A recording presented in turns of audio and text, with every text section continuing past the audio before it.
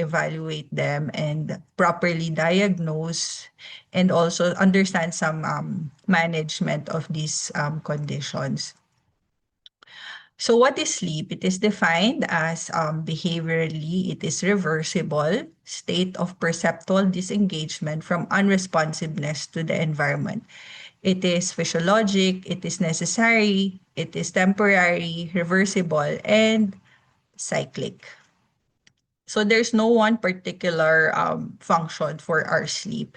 It actually helps us develop in the development and growth, energy conservation, brainwaves clearance, modulation of immune responses, your cognition, our performance, vigilance, and in the case in psychiatry, psychological state. Just a review. I know you had this already in your physiology.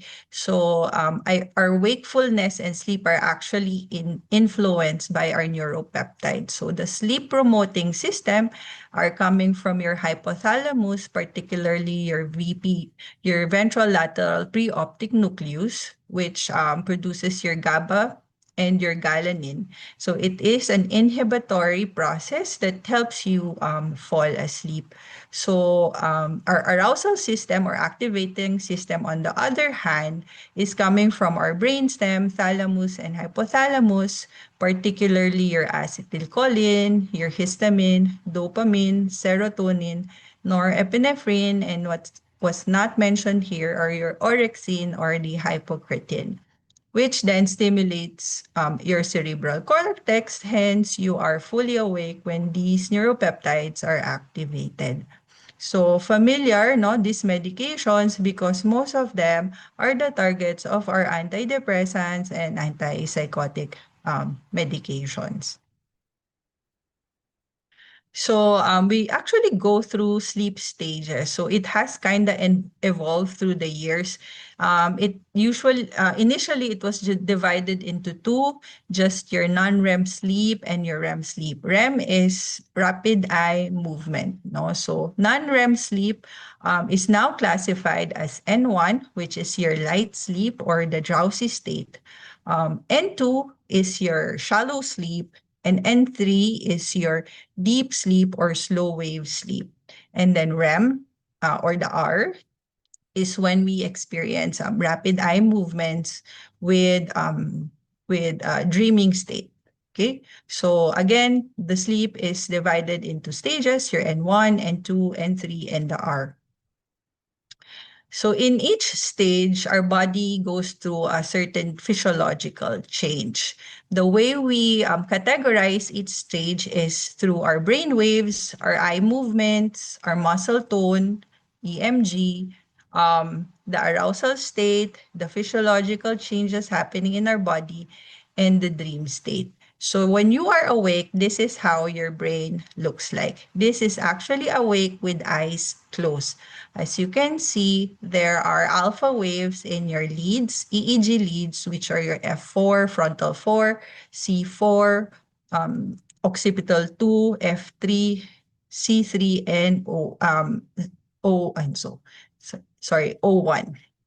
So all of these leads help us identify if you are awake or asleep.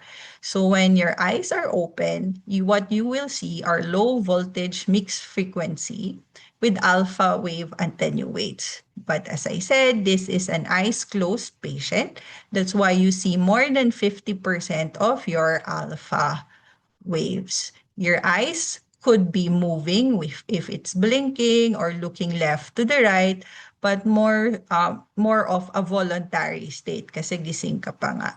Your EMG, as seen here at the green lead, no, yung chin one, that's where we test for your EMG.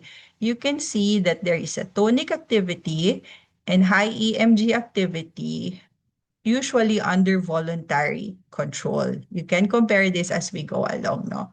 So when you are awake and you're transitioning to your N1, which is your drowsy state, this is when you experience hypnic jerks.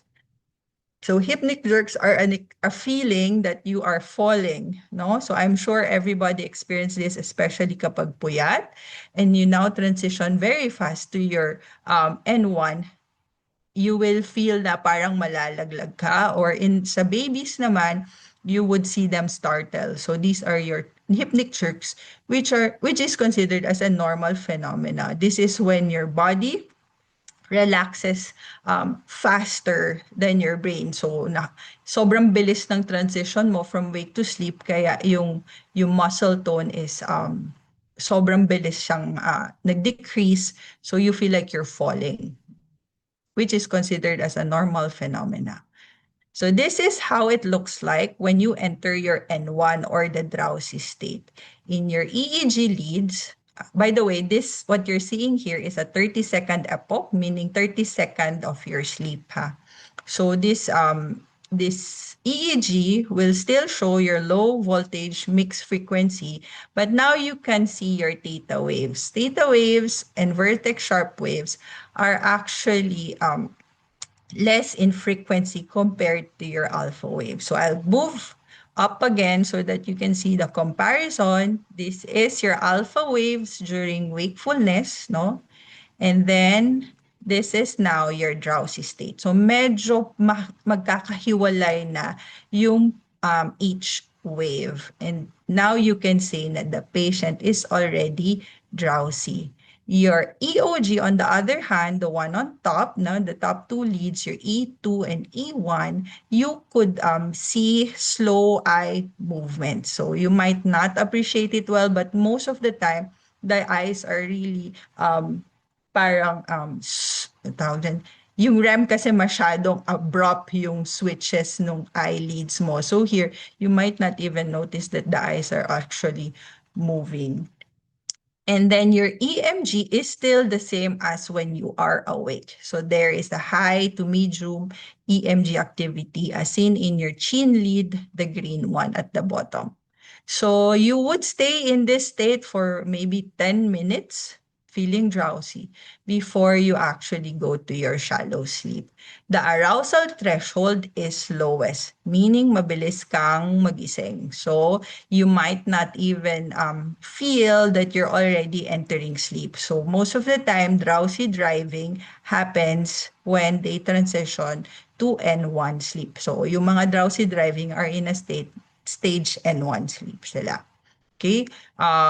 And then you would notice there's progressive reduction of your heart rate, your blood pressure, and your respiratory rate will slow down as you progress into deeper stages of your sleep. There's no dreaming yet at this state, but you will also observe hypnic jerks nga. The next stage is your N2. Okay, so N2 sleep is the easiest to identify, one of the easiest, because you just need to look for your K complexes. So that is your K complexes when there is a big deflection and inflection followed by a sleep spindle. So kapag nakita nyo na to, most likely, or you can now say that the patient is in stage 2 sleep. You can also observe occasional slow eye movements, but the tonic activity is kind of low now compared to your stage 1, no? So yung chin lead mo medyo low na siya, EMG activity. You will stay here mga around 20 minutes, and it has a lower arousal threshold. Might be a little difficult to wake up compared to your drowsy state, pero pwede ka pa rin magising. And then there's no dreaming. In this stage, you might experience that, but not so common, no? Your confusional arousal, this is when you wake up feeling disoriented to person, place, and time. So ito na yung pwedeng nagising ka, akala mo late ka na, no? So pwede kang nagising at this stage. And sleep, talking, or somniloquy. So pwede kang magsasalita at stage 2. The next stage is also very easy to detect because now you see the delta waves. I hope you appreciate the difference on the EEG. Now you can see the very high amplitude delta activity. So clearly your patient is already in deep sleep. So sometimes your eye leads or your EOG will also look like, will also have delta waves, but it's not shown in this slide, no? Kasi it can mirror the EEG leads as an artifact lang. nung iyong sleep study. Your EMG, on the other hand, could be a little lower compared to your stage 1 and 2. So medyo matagal yung stay natin sa first deep sleep episode natin, around 30 to 45 minutes. And this is when you have the highest arousal threshold. So even if the environment is very noisy, or it's very hot, or the lights are turned on, so hindi ka magigising. So this is experience when you're sleep deprived, tapos matutulog ka maybe from duty. Then pagdating mo sa bahay, you sleep, no? Tapos pagising mo, you're so sweaty na pala, pawis na pawis ka na, hindi mo pala na-on yung electric fan, but still you had the best sleep of your life. That's stage N3, okay? And then there's dreaming state, no? So dreams does not only happen during your REM sleep. It also happens during your stage N3, but somehow hindi siya ganun ka-clear and you will not remember the dream. This is the stage where you can experience sleepwalking and night terrors. So night terrors is most common among kids. Yung they wake up shouting and crying and you couldn't wake them up. Tapos they'll just go back to sleep after. So that's usually stage N3. And the last stage is your REM sleep. So you can now appreciate the eye difference in the eye movement. So here in the EOG, so the first and the second purple leads, you can see that there's inflection and deflection of your waves, and these are called the phasic REM. No, so clearly nasa REM sleep ka na kapag ganito na yung nakikita mo. The EEG, on the other hand, looks like a wake state. Parang gising yung brain. It can somehow show some sawtooth waves, not very much appreciated here. But in other, it's not that common that you see it. So we describe the EEG as the synchronized kasi it's a mixture of awake and asleep EEG. So when the eyes are moving, we call this the phasic REM. But when there is no movement of the eyes, but the EEG looks like REM sleep, we call it the tonic REM. So your REM sleep lasts longer kapag malapit ka nang magising sa morning. So the shortest REM will be at the early part of the night. This has a low arousal threshold, so you can actually wake up easily. That's why you remembered your vivid dreams. During tonic REM, there is complete muscle paralysis, so you are not moving. The muscle tone is barely there. You can see it's just a line, no? The chin lead at the bottom is just parang line lang siya na green. You can see here in stage 3, makapal pa yung amplitude ng chin lead mo. But here in the REM sleep, halos wala na. And then but during phasic REM, so when your eyes are moving, you will experience irregular breathing, your heart rate is variable, and then your muscle could also be twitching. So the dreams experienced here are very vivid. It could be a bizarre dream, and it could also be very detailed. So sleep disorders expected at this stage are your REM sleep behavior disorder. This is when you reenact a dream. No? So kunwari, yung dream mo ay tumatakbo ka, you could be acting as if you're running in the bed. No? So mostly on patients with neurocognitive disorders, your Parkinson's and dementia. And also nightmare disorder, no?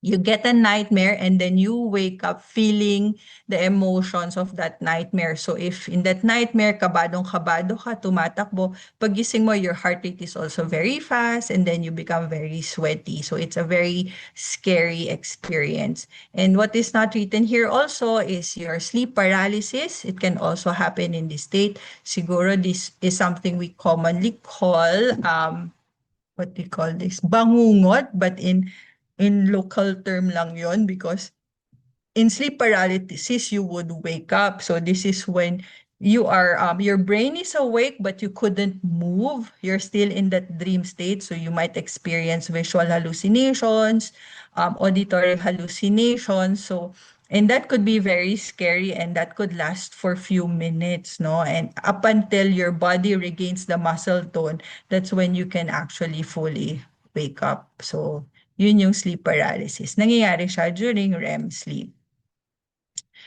So a normal sleep consists of mostly N2 sleep, around 50%, followed by your REM, 25%. Your deep sleep is just around 15% of the night, and your N1 is 5 and your wake is 5. So when you see a patient complaining that most of his sleep is shallow, or shallow sleep based on their a smartwatch or Oura Ring, mga ganon, it's normal, no? You have to get their percentages before you tell them na, oh, kulang yan, no? So it's just around 50% kasi.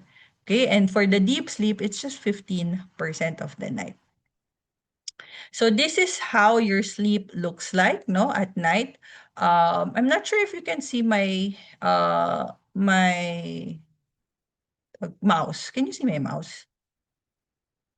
Yes po, Doc. Okay, thank you. So, your sleep onset time, or what we call the sleep latency, is the amount of time that you actually fall asleep, or how long it takes you to fall asleep after closing your eyes or trying to sleep. So that the normal is around 20 minutes. So around that time, you enter sleep through your N1, followed by your N2, and then followed by your 3, no? In this graph, may 4 pa, pero nawala ng 4. They abolished the 4 and just made it 2 and 3. So you will notice that deep sleep happens only at the first third of the night. Dito lang siya nangyayari for an adult. So you go to deep sleep and then you go to REM sleep, which is very, very short lang. So this we can consider your first sleep cycle. So you go through this cycle around 3 to 5 times in the entire night, no, entire sleep. But what you will notice is wala na yung deep sleep in the middle of the night. And some would just have it in the early part of the or latter, pag malapit ng magising sa umaga. There is also normal awakenings expected at night. So in this graph, there's around 4 normally. In studies, they would say 2 awakenings is normal every night. So you might just forget them kasi sobrang short lang yung mga arousals na yon. If it's less than 2 minutes, then you don't remember that you woke up. But normally, we would wake up. So you can see that the REM is shortest on the first episode, but it gets longer naman kapag malapit ka ng magising. And there would also be arousals, no? Frequently during your REM sleep, because this has a very low arousal threshold. All right. So in comparison, children, yung letter A, adults, yung B, and letter C are the elderly. Okay. So in children, they would need more entry sleep, more deep sleep kasi that's when your growth hormones are being produced. So mas malalim talaga yung tulog ng mga bata. Comparing it to your adults, sabi natin 15% na lang. In children kasi abot pa yung mga 25% yung tulog nila is deep. So sa adults, mga 15% na lang siya. And it is actually true that our sleep changes when we get older, kasi you can see in this letter C, no, in this graph, that the deep sleep is super konti na lang. Some would get around 5% or even less, no, deep sleep. And the concept is they said na because the elderly hindi na kailangan ng growth hormone, kaya konti na lang talaga yung deep sleep nila. Aside from that, it takes them a little longer to initiate their sleep. So yung sleep onset latency nila is longer. And then they have multiple arousal. So in children, kita mo dalawa lang yung gising niya. But in elderly, marami 1, 2, 3, 4, 5, 6, 7 arousals. And whenever they would wake up, it takes them longer or more effort to go back to sleep. That's why most of them would complain of sleep difficulties once they get older because there is actually a truth to it, no? So, iba na talaga yung tulog ng mga matatanda.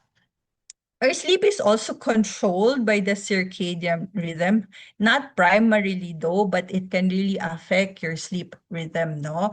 So as we know, when light enters the eye, it now stimulates your suprachiasmatic nucleus, your paraventricular nucleus, then inhibiting the production of melatonin from the pineal gland. But when there is total darkness, wala na yung light, there is now production of your melatonin in the brain. Okay? So this is why it's very important that we get sunlight in the morning so that there is inhibition of your melatonin production during the day para gising na gising ka so that when there's absence of light during the night, eh di magpo-produce na ng melatonin yung brain mo ng maraming-marami. And that would signal you na it's almost time to go to bed. Another way to control our circadian rhythm are the Zitgibers. So these are our routine that helps our brain identify the time during the day. So kahit wala kang watch, as long as you have established strict routine, alam na ng body mo kung anong oras na. So dito, puro meal yung pinapakita because meal time is a very strong way or cue sa body natin. So if it's breakfast time, even if you don't have a watch, you know you'd feel hungry, lunch and dinner. So we have our own meal schedule. So it doesn't have to be exact for each individual. You just have to establish your meal schedule as part of your internal clock. So your internal clock is not only controlled by the sunlight or the melatonin, but also your activities during the day. Another way to control our sleep are both our homeostatic sleep drive and our circadian wake drive. So yung homeostatic sleep drive, this is just your pressure to sleep. So it gets bigger when you are awake longer. Your circadian wake drive also increases when you have higher pressure to sleep. So example lang naman ito, if you're a person who wakes up at 6 a.m., no? If you wake up at 6 a.m., your homeostatic sleep drive is still low kasi kakagising mo lang nga. And your circadian wake drive is also low because you don't need that much effort to stay awake. So once the day progresses, your circadian wake drive increases because your homeostatic sleep drive also increases. We feel sleepy after lunch or in the afternoon because there is a dip in your circadian wake drive. Kaya medyo pwede tayong mag-nap at this hour. Then it increases na naman after that, no? Kahit hindi ka natulog. So, constantly mag-i-increase siya all throughout the day together with your homeostatic sleep drive. Then it reaches a peak at night, usually during the established bedtime. So pag na-reach na niya yung peak, because you have a very high pressure to sleep, then kahit mataas pa yung wakeful circadian drive mo, makakatulog ka talaga. So this is your sleep initiation.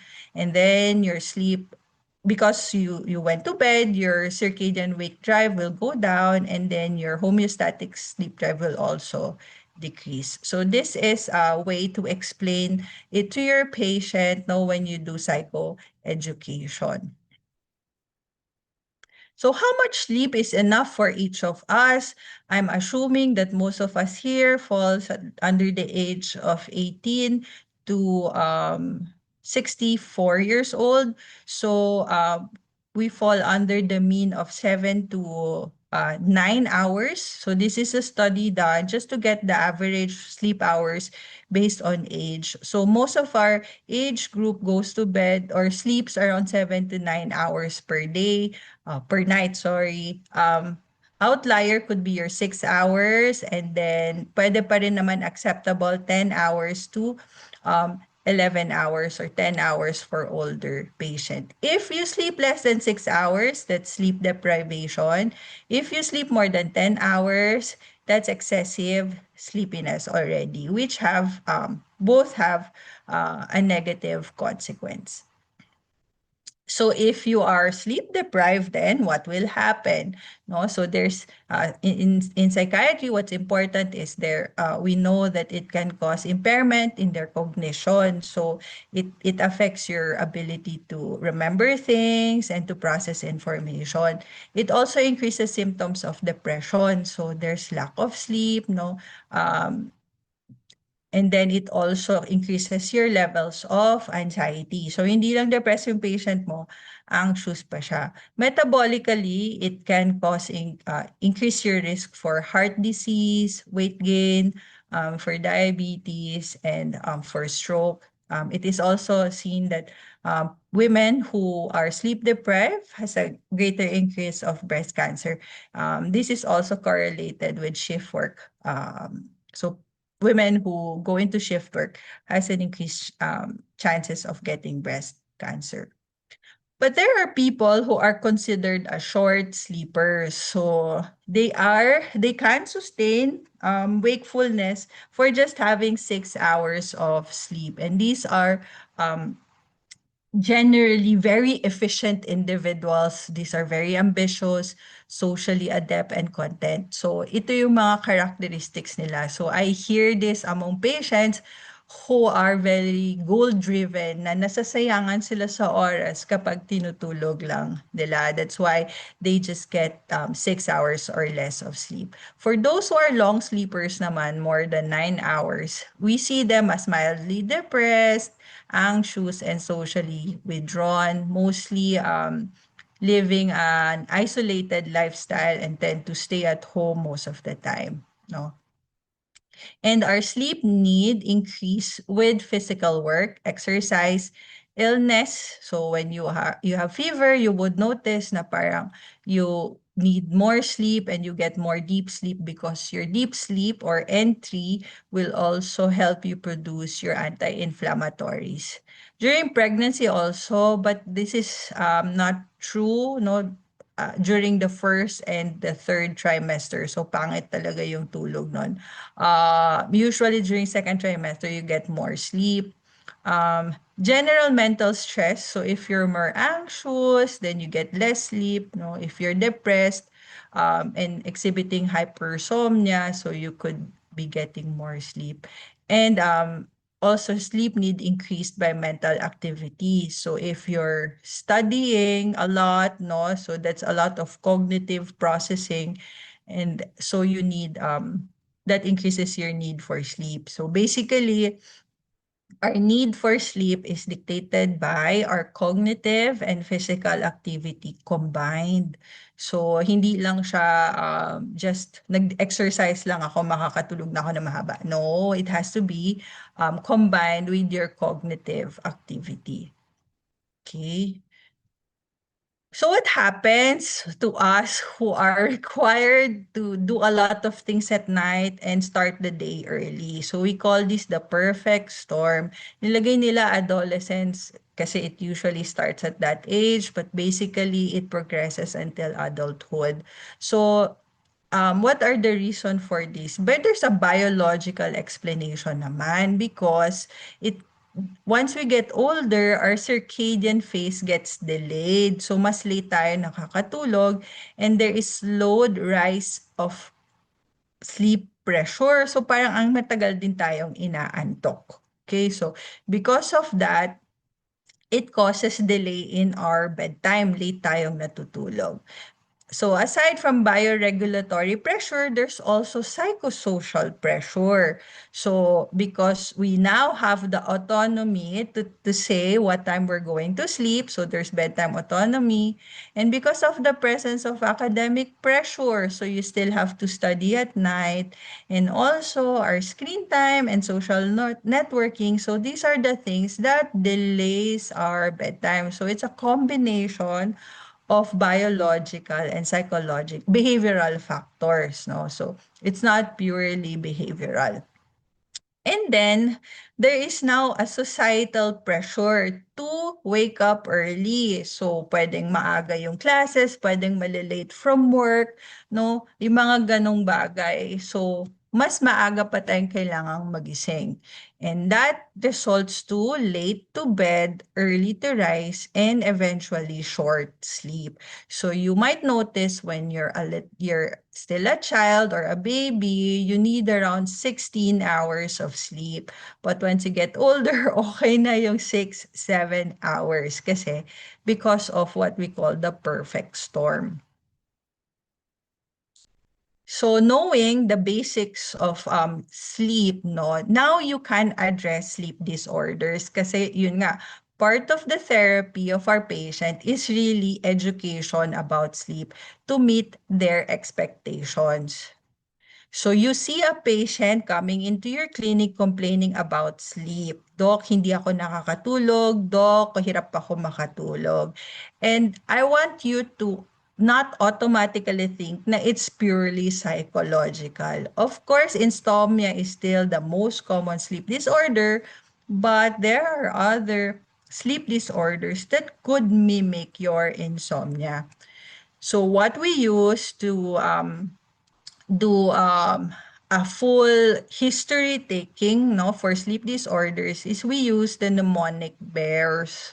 So letter B is your bedtime schedule. It is very important that you ask them what time do you start trying to sleep. Anong oras po ba kayo nahiga para matulog na? This is very important kasi we are almost all the time in the bed but we're still not planning sleep. So hindi pa naman tayo matutulog, nasa kama lang. So what you're gonna ask is what time po kayo nag-decide or nag-try matulog. So that's your bedtime. The sleep latency, as I've said earlier, the amount of time it takes for you to actually fall asleep is a subjective feeling. So you don't ask them na, oh, you look at the clock and then what time ka nakatulog? Of course not. So it's a subjective feeling. Feeling nyo po, ilang oras bago ko kayo nakatulog. Okay, so you ask them that, and then rise time. You want to know what time they wake up every day. So most of our patient actually doesn't have a fixed rise time, but they have a fixed bedtime. So you can ask them anong oras po, no? And then sa tingin nyo, how long po yung tulog nyo? So you ask for sleep duration. So this letter B will usually target the symptoms for insomnia disorder. Letter E is excessive daytime sleepiness. How sleepy are you, no, during the day? Madali po ba kayong makatulog or antukin po ba kayo? Or do you do effort po to stay awake? How many cups of coffee do you drink per day? And then do you need to walk around or exercise para lang po magising, and also ask for naps. So, natutulog po ba kayo ng tanghali? A is for arousals or awakening. So, whenever they sleep at night, do they frequently wake up? So, how many times? And then you can ask, how long does it take for you to actually go back to sleep pag nagising po kayo sa gabi? Or if magising po kayo, what are the reasons? Do you need to pee? Kailangan nyo po bang umihi? How many times? Or do you wake up gasping for air? Or do you wake up in a different environment? So these are questions that will give you a diagnosis of obstructive sleep apnea o di kaya sleepwalking or mga parasomnias. Letter R is restorative. So, gaano po kalalim yung tulog nyo? So, what is the quality of your sleep? That's what you want to target with the letter R, no? So, is your sleep restful or not? No? Even if they had 10 hours of sleep, they would still tell you na I still feel sleepy afterwards. When I wake up, no, I don't feel restored. And then S is for snoring. So sleep apnea din po ito. No? So you can ask if their bed partner is complaining that they're snoring, or if they wake up snoring. So nagugising po ba kayo na humihilig, parang nagaganon po ba kayo? So kasama ng snoring is your apneic episode. Do you wake up choking or gasping for air, or parang nasa samid po, no? pagka nagigising. So that could be an apnea episode. If still wala, tatanungin mo, do you wake up with dry mouth? Kasi most patients with apnea are mouth breathers. So kung bukas yung bibig, uhaw na uhaw po yon once they wake up. So this is just a basic way of getting a full idea on what the problem is for patients who come in due to difficulty sleeping.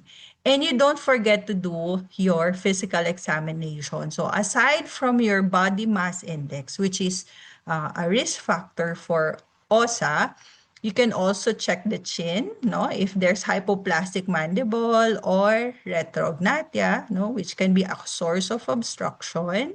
You can also check for dermal empathy.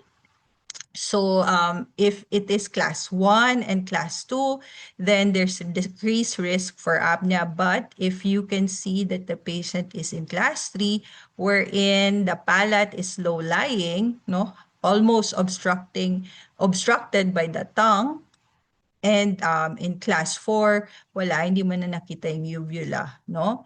And so that increases their risk for sleep apnea.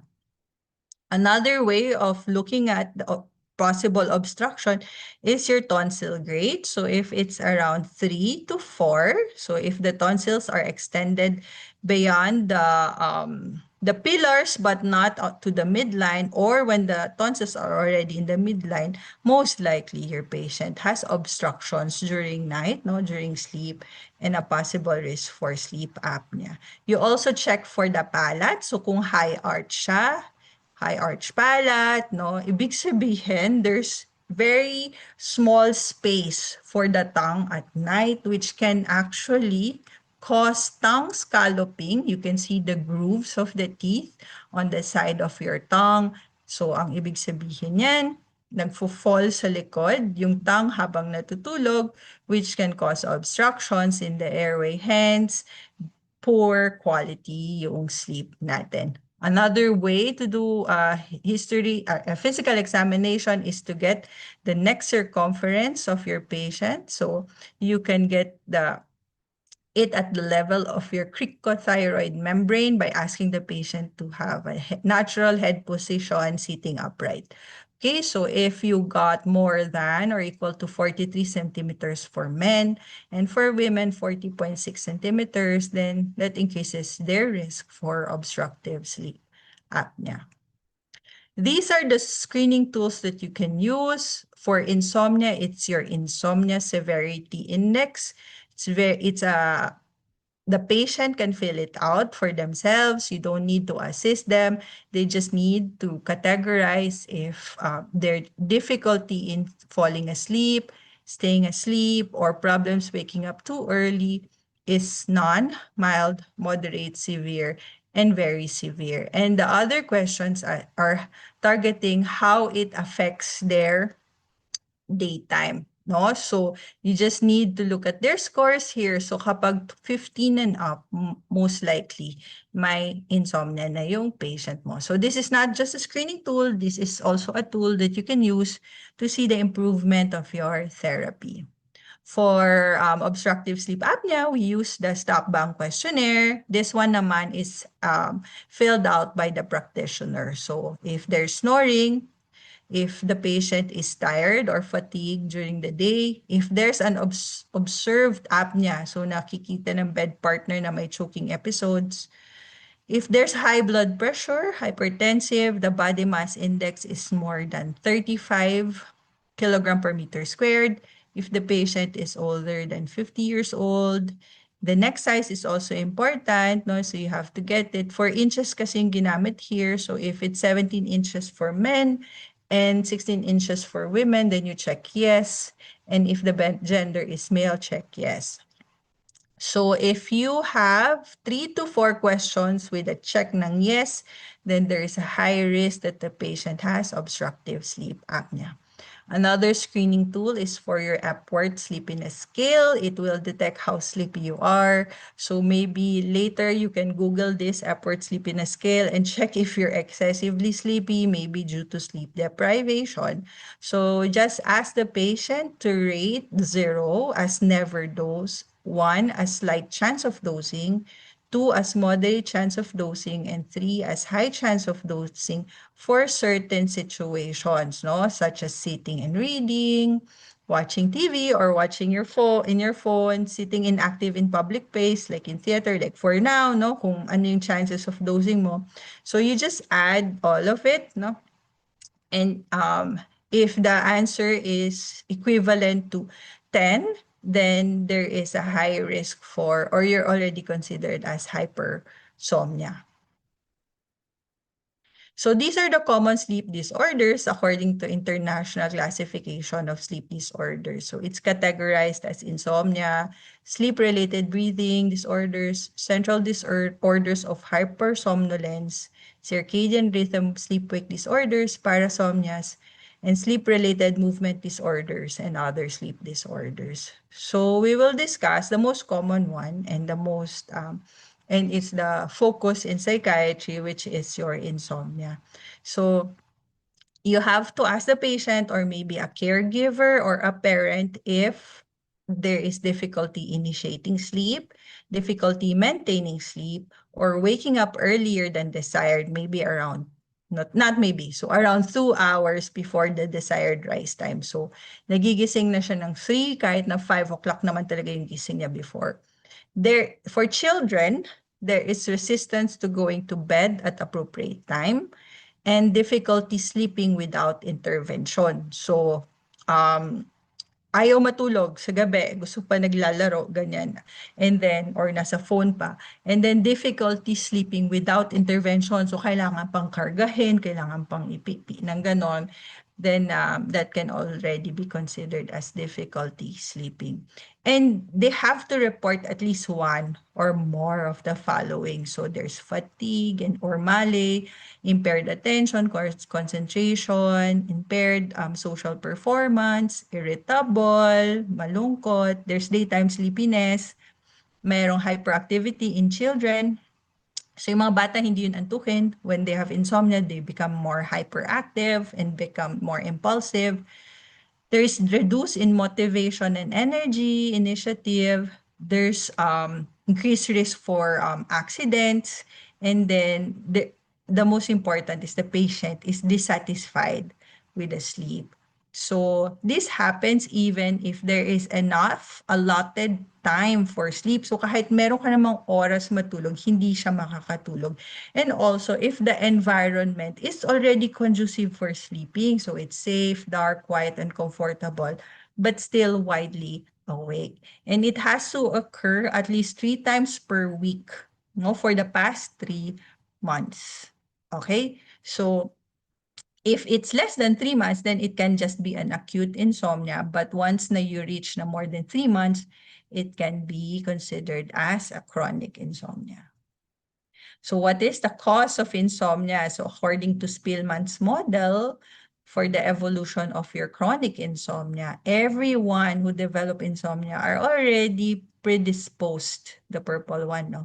So predisposed to having one. So sino ba yung mga predisposed? These are individuals who has a previous history of insomnia, a family history, an ongoing medical condition that can trigger insomnia, and those who are typically a worrier or perfectionist.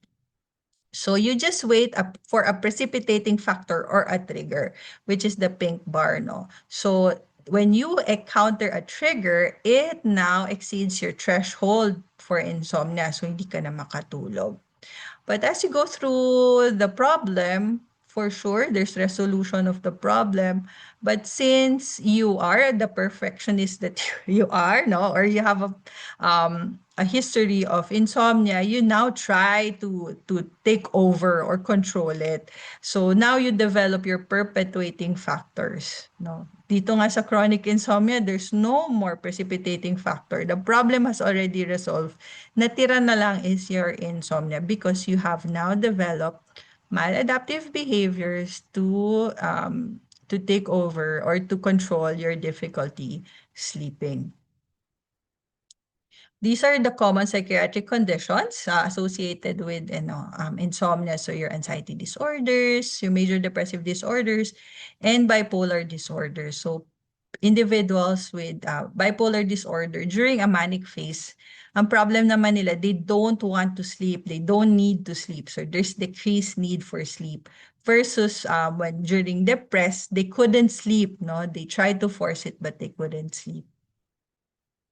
We monitor sleep through a sleep diary. So this is just one of the examples of a sleep diary that we can give to our patients. So for 2 weeks, they just need to record the sleep time that they have. So they just need to shade the box corresponding to the hour. So papasulat mo yung date, yung day of the week, and then ano yung task nila for the day, kung off ba yon or they're in school or at work. Tapos you tell them to shade yung feeling nila anong oras sila nakatulog. So it cannot be always accurate. You cannot ask them to check your watch and check if you're already sleeping, because that can worsen the insomnia. So this is just a feeling, no? And then you also plot if you have an alcohol intake, if you did some exercise, if you have caffeine intake and medications that you take for anxiety, depression, or for sleep. And then put a line here at 10 p.m. on the hour that you tried to sleep. So in this patient, nahiga na siya ng 10, but actually fell asleep at around midnight. So this is just one way to track the sleep of the patient. So how do we manage this?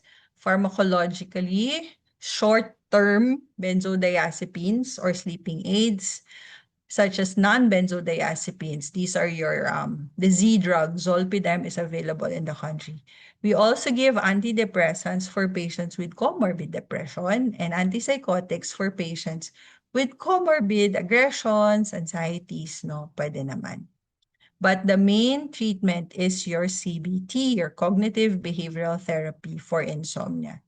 So this is the sleep hygiene, no? But I have to warn you, sleep hygiene alone will not treat your insomnia. Medyo mild pwede, but beyond that, it will actually trigger an insomnia because some patients or most patients would obsess on good sleep hygiene as their way to control their insomnia. Which actually, yung sleep kasi is something that you cannot control. The more you want to control it, the more na hindi siya mangyayari. So for some patients, when they do the sleep hygiene, they obsess on it, and the more na they couldn't sleep. No? So for example lang ng sleep hygiene is go to bed and get up at the same time every day. This is actually not true, no? You can just plan your rise time. The only thing that you can plan is the time that you wake up, but you can never plan the time that you go to bed kasi it will be dictated by your brain and your body. So, yun, they have to be corrected as well. Or for some patients, they don't drink coffee and chocolates after dinner.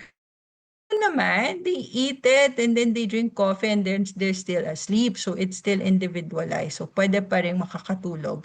I'm sure you experience that. Nag-aaral kayo sa gabi, gusto nyo all-nighter, nag-coffee kayo. After coffee, nakatulog pa kayo. And that is because you drank a hot coffee which warms your body and eventually helps you fall asleep. But the caffeine will only kick in after 2 to 3 hours when you're already sleeping. So something like that. No? So sleep hygiene we should be careful when we administer this.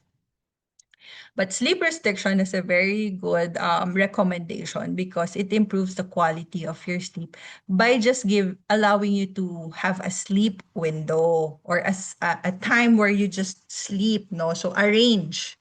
So the way we do this is we look at the sleep diary of the patient and then we make the decision with the patient kung ano ba yung oras na gusto niya doon siya nakakatulog, no?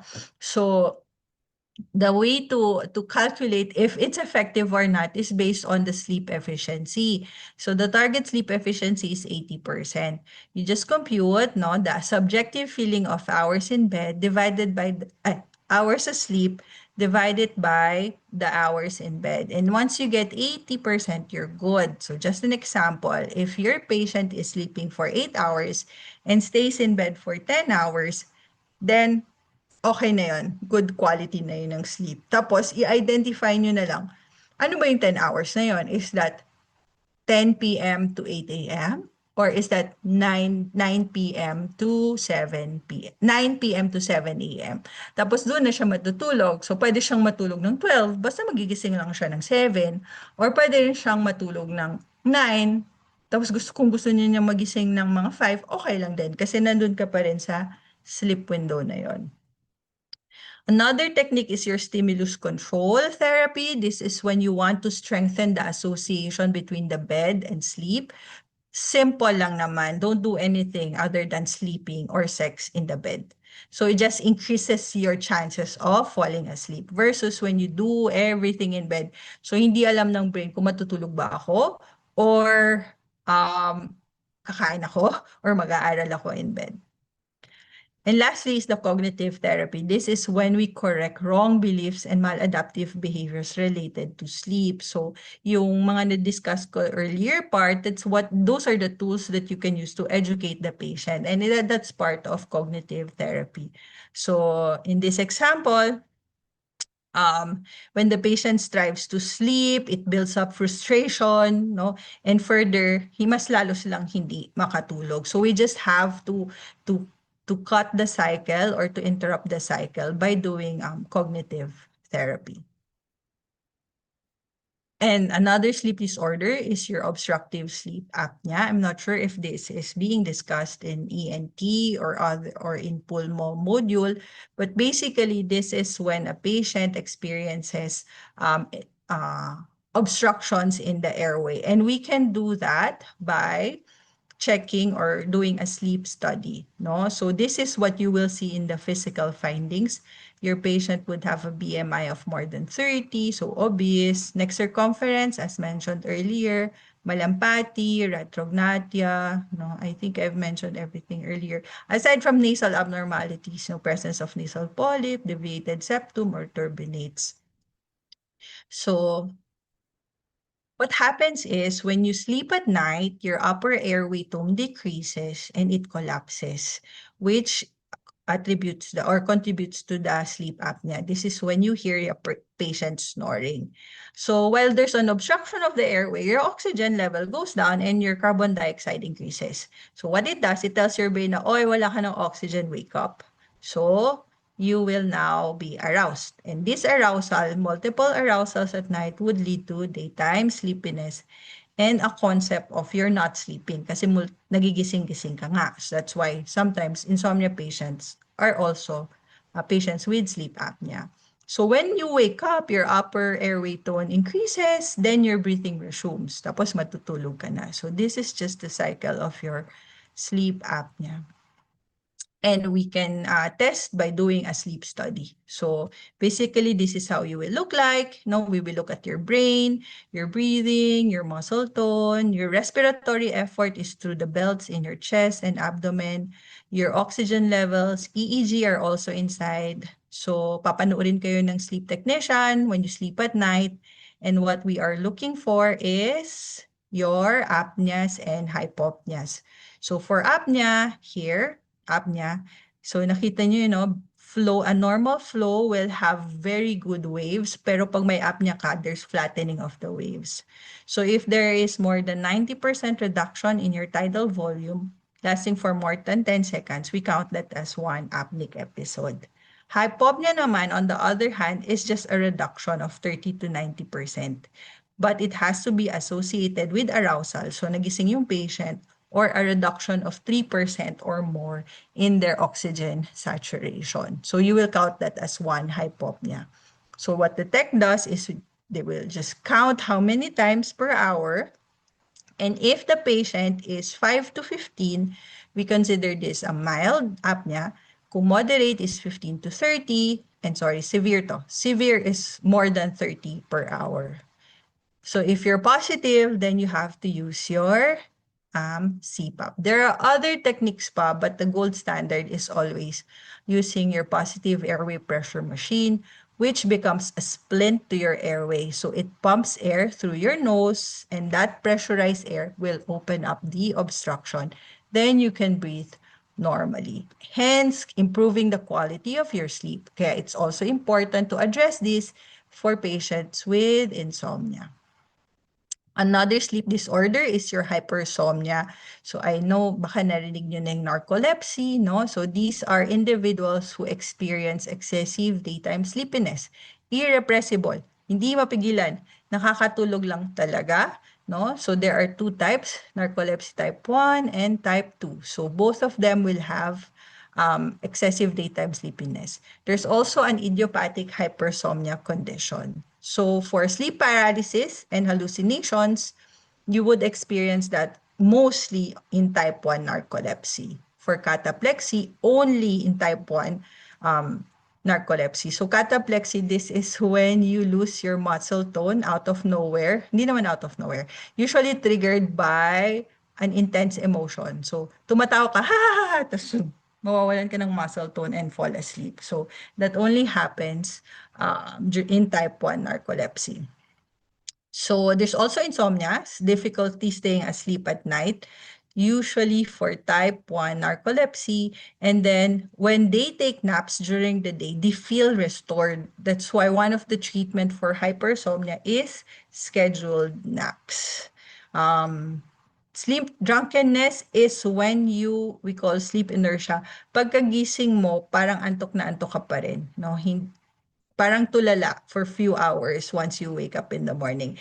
And that is very predominant in idiopathic hypersomnia. So basically, patients with idiopathic hypersomnia is just sleepy the entire day without any feelings of restorativeness when they sleep. Okay?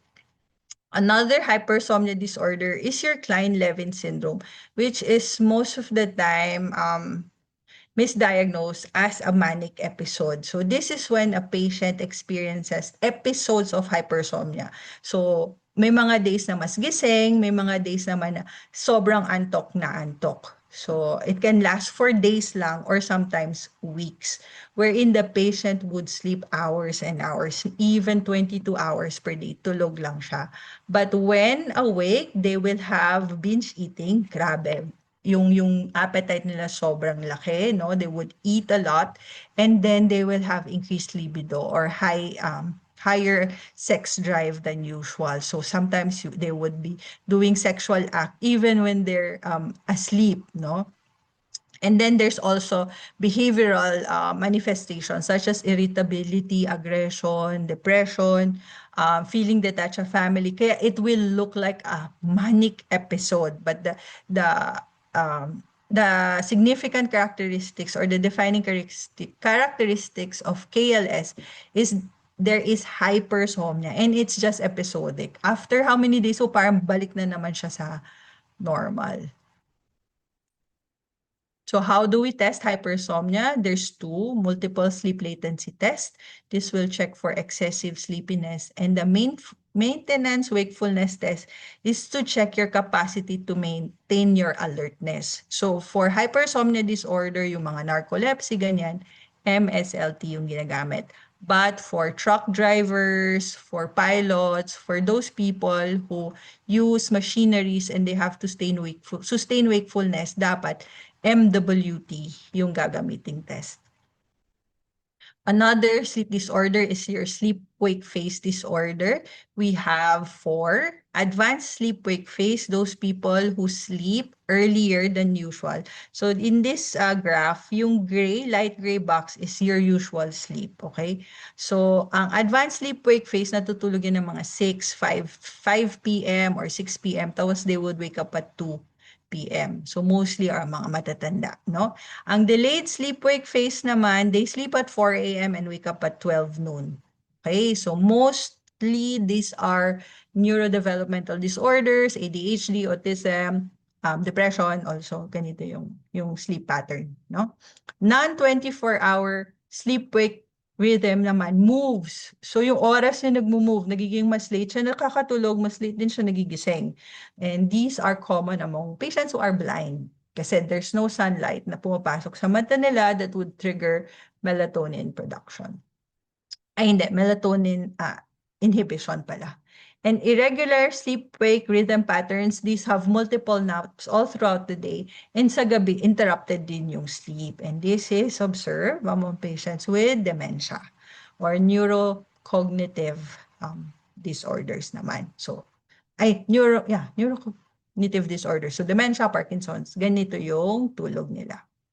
Okay, how do we diagnose? We use an actigraphy or nowadays, we just use their smartwatches. Okay na yun. And then, for medications, we administer melatonin and scheduled sunlight exposure. These are just some of the sleep disorders, no? Parasomnia and sleep-related movement disorder. So parasomnias, these are your abnormal behaviors during sleep. I just need you to remember kung kailan or saan siya nangyayari. For example, NREM-related are your disorders of arousal, like confusional arousal, sleepwalking, sleep talking, and sleep-related eating disorder. Ito yung nagigising ka in the middle of the night and you randomly eat whatever you see in the kitchen. Even non-edible, you eat them. And it's a common cause of uncontrolled diabetes. No? Kasi hindi mo alam na kinakain mo na pala yon. REM-related naman parasomnia are those mentioned earlier, no? RBD or REM, sleep behavior disorder. This is when you act out your REM or your dream while sleeping, yung sleep paralysis and nightmare disorder. And other parasomnias are your exploding head syndrome. This is when you wake up with very intense headache, para siyang sasabog. Sleep-related hallucinations, your hypnopompic. This is an hallucination upon waking up, and then hypnagogic is a hallucination going to sleep. So most commonly, these are visual hallucinations. And sleep enuresis, so umiihi sa bed. So commonly in children. For sleep-related movement disorders are restless leg syndrome. This is when you have a discomfort in your legs once you lie down to sleep. So hihiga ka na, tapos suddenly you would have the urge to move your legs. You need to kick it, you need to massage it, or you need to walk para lang makatulog siya. No? So common cause yan is idiopathic. Meron ka lang, or you can check for the iron. So iron deficiency anemia can also cause that. And those patients who are undergoing dialysis with elevated creatinine levels, RLSU manifestation. Periodically movement, that's something that you do not feel but only happens during sleep. So ito na yung somehow magkakaroon ng slight movements yung toe mo at night. Very, very slight lang, common among neurocognitive disorders, dementia, and Parkinson's, which contributes to shallow sleep. Sleep-related leg cramps, I'm sure some of you could have experienced this already. You wake up when your calf is very stiff, nag-cramps na siya, no? That can happen when there's decrease in blood circulation. Sleep-related bruxism, so teeth grinding, movements such as rhythmic movement disorders of the head, seen among children. The same with your benign sleep myoclonus akala. So this spinal myoclonus also these are misinterpreted as seizures among children kasi parang may mga weird movements yung head. I haven't seen one. I think I only have one patient with sleep-related rhythmic movement disorder. No, before sleeping, may ganun-ganon yung head niya, parang tics. Pero once you see in the EEG, wala naman siyang, walang seizures. So the difference between your NREM and REM parasomnia, so if it's NREM, you're confused upon waking up. So it resolves when the patient gets older, so common siya sa mga bata.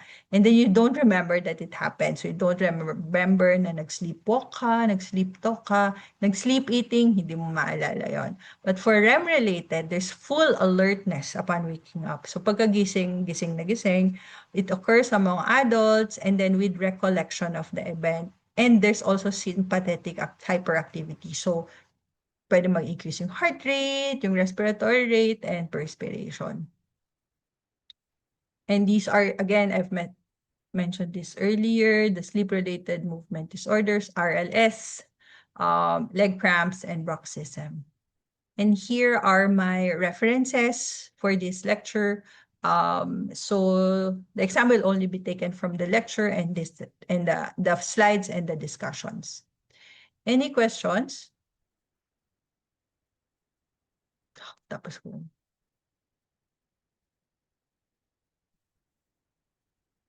That's a very good question. How can we optimize sleep, especially in clerkship, when we have long hour shifts and changing schedules every 2 to 3 months? This has been discussed extensively in forums kung dapat ba ayusin yung tulog or schedule ng mga doctors and doctors in trainee. But turns out there's increased risk for committing mistakes during handover or when we endorse it. So what I tell my patients is, or the students is, matatapos din naman yan. Alam mo naman na eventually the training will end and you get the sleep that you need. But if your body will tell you when you need to sleep. So kapag inaanto ka na talaga, kung meron ka man 1 hour free, itulog mo na talaga siya. You put down that phone, you don't get distracted. You tell everyone not to wake you up, no? But yun yung maganda sa sa clerkship, walang insomnia diyan because you are sleep deprived. So anytime that you need to sleep, makakatulog ka talaga. But with the schedule, that's how it is.